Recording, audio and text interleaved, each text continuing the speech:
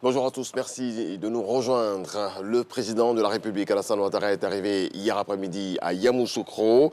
Les populations sont sorties nombreuses pour l'accueillir, malgré la forte pluie qui s'est abattue sur la ville. Le chef de l'État fera une adresse aujourd'hui devant le Parlement réuni en congrès à la Fondation Félix Houphouët-Boigny à Boussanogo. C'était l'effervescence cet après-midi devant la résidence du président de la République, Alassane Ouattara, à Yamoussoukro.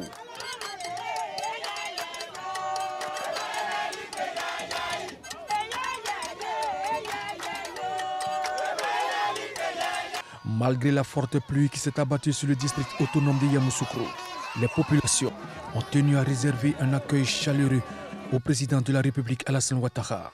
Personne ne voulant rater cet instant. Nous sommes venus l'accueillir, même sous la pluie, et nous sommes là, nous l'attendons. C'est un honneur pour nous de recevoir le président de la République. Alors contre vents et marées, nous sommes prêts. Même la période de jeûne n'a pas altéré leur soif de le voir. On est là. La pluie n'a qu'à venir, on va se coucher en bas. À cause du président Ado, on est là. On est là. C'était la grande mobilisation. Moment de communion.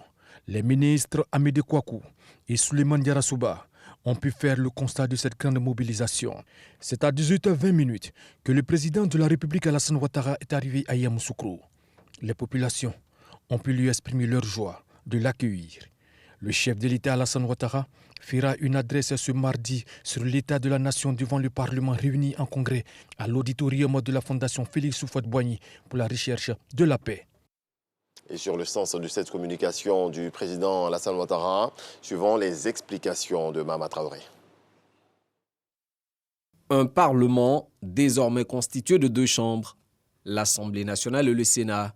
Cette innovation nommée bicamérisme émane de la Constitution du 8 novembre 2016, laquelle loi fondamentale consacre à la fois le principe d'autonomie de chacune des 2 chambres et leur permet aussi de se réunir dans un même lieu et en même temps pour légiférer, ce qui est appelé congrès. Plusieurs cas de figure autorisent une réunion du Parlement en congrès, notamment pour une révision constitutionnelle, comme le prévoit l'article 177 de la Constitution, soit à la demande du président de la République, comme le stipulent les articles 98 et 114 de la Constitution. L'article 98 de la Constitution, lui, se veut plus précis sur l'organisation du Congrès en ces termes. Le président de l'Assemblée nationale préside le Congrès. Il a assisté du président du Sénat, qui en est le vice-président. Le bureau de séance est celui de l'Assemblée nationale. Lors de la première réunion du Parlement en congrès le 5 mars 2020, 312 parlementaires sur 350 avaient pris part aux travaux. Le chef de l'État, l'hôte de marque, est donc dans la ville de Yamoussoukro. Il a été accueilli par des populations visiblement heureuses, des populations qui se sont préparées activement. Yamoussoukro porte ses plus beaux vêtements, c'est ce que nous apprend Éric Ogoré. La Fondation Félix Houphouët-Boigny pour la recherche de la paix. Ici, il y aura du monde, du beau monde, un monde de qualité, demain en journée, pour écouter le président de la République. Convoqué pour ce mardi matin, Kourouma Ibrahima, un député de la nation, est arrivé 3 jours plus tôt. Je ne peux pas manquer à cet acte-là.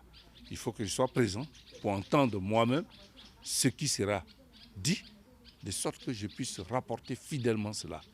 Je suppose que l'État de la nation, il va parler de tout ce que nous vivons comme difficulté, tout ce que nous vivons aussi comme moment de joie que nous pouvons partager. Mais il est bon que la population, elle, par nous, puisse comprendre. La capitale politique fait sa mue. Les artères de la ville reçoivent des bandes blanches. Les forces de défense et de sécurité font la reconnaissance de la ville. La sécurité mystique est également au rendez-vous. Elle se renforce pour la protection du président de la République. À l'image de ce jeune guerrier, visible depuis ce matin dans les rues de Yamoussoukro. Les garants de la tradition, eux, sont en compagnie du maire. Ils prennent un peu de force en attendant l'arrivée du président de la République. C'est un symbole, parce que ici, chacune des personnes que vous voyez est un représentant d'un département donné. notre présence, c'est notre soutien au président de la République. C'est le président de la République de Côte d'Ivoire. Ce n'est pas un chef de parti. Nous faisons un rassemblement républicain pour accueillir le président de la République. À cette occasion, j'ai demandé donc au chef de communauté qu'on se retrouve et nous avons donc organisé un repas. Et c'est après ce repas que nous allons tous aller au lieu de l'accueil. La commission transport est à l'œuvre. J'ai pour mission la mobilisation des femmes de mon collectif pour accueillir Monsieur le Président Alassane Ouattara. Devant la résidence du président de la République, une immense foule est déjà postée. Elle attend le chef. Cette foule a soif de voir son président. Ça fait un bon moment que le président ne venait pas ici. Mais maintenant qu'il arrive, toute la population veut le voir et même le toucher. Nous accueillons le chef de l'État, le président de la République, le docteur Alassane Ouattara, pour l'accompagner. Il passait bien pour faire une déclaration devant le Congrès qui est composé des députés et des sénateurs. En clair, tout Yamoussoukro est dans l'attente de cette visite présidentielle. Dans le reste de l'actualité, au 55e jour de l'invasion de la Russie en Ukraine, les regards se portent vers l'est du pays où Moscou a lancé une offensive majeure ce lundi. Nous pouvons maintenant affirmer que les troupes russes ont commencé la bataille pour le Donbass, pour laquelle ils se préparent depuis longtemps. Une très grande partie de l'ensemble de l'armée russe est désormais consacrée à cette offensive, a déclaré le président ukrainien Volodymyr Zelensky. Voilà, c'est tout pour ce premier point de l'actualité. Je vous retrouve à 7h.